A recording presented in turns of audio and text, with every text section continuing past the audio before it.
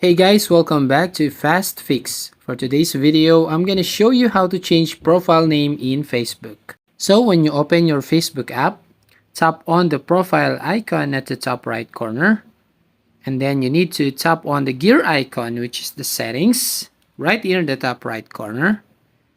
And then you need to tap on this personal information just to update your name.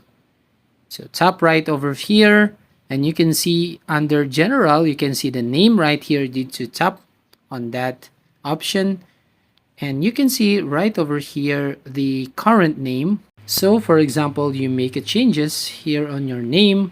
So tap on review change. Now right here, you can see preview your new name and you can choose how your name will appear on your profile. Then you can put your password to save the settings. And finally, your profile name has changed. So that's how you basically change profile name in Facebook. That's it. If you find this helpful, don't forget to like and subscribe to this channel and see you on the next video.